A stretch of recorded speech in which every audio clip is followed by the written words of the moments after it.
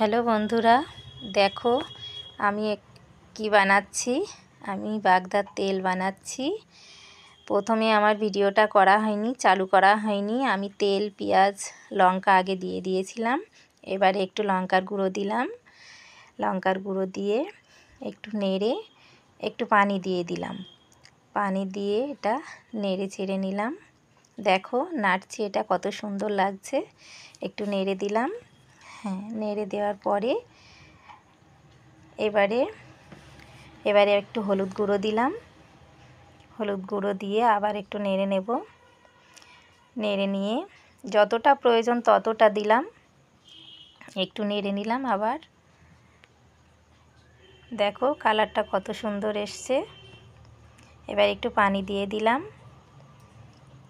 পানি দিয়ে যতটা দেওয়ার প্রয়োজন ততটাই দিলাম। দিয়ে একটু নেড়ে আদা রসুন দিলাম, আদা রসুন বাটা। তারপরে দেখো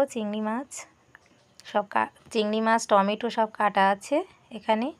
লবণ দিয়ে দিলাম স্বাদ মতো। এবারে চিংড়ি মাছটা দিলাম, দিয়ে একটু কষিয়ে একটু ঢাকা দিলাম। তারপরে দেখো ঢাকা দিয়ে দিলাম। এবার ঢাকনাটা খুলে নিলাম।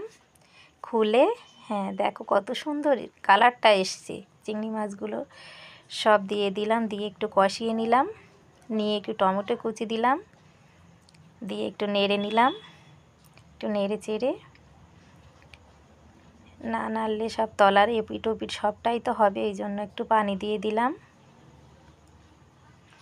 দিয়ে একটু নেড়ে ঢাকা দিলাম। আবার ঢাকনাটা খুললাম। দেখো এবার নামিয়ে নিচ্ছি। তেলটা কত সুন্দর দেখাচ্ছে, দেখো কালারটাও কত সুন্দর এসছে। টেস্টটাও খুব নিশ্চয়ই দারুণ হবে, খুব সুন্দর লাগবে। আমি নিজে টেস্ট করানোটা দেখাতে পারলাম না।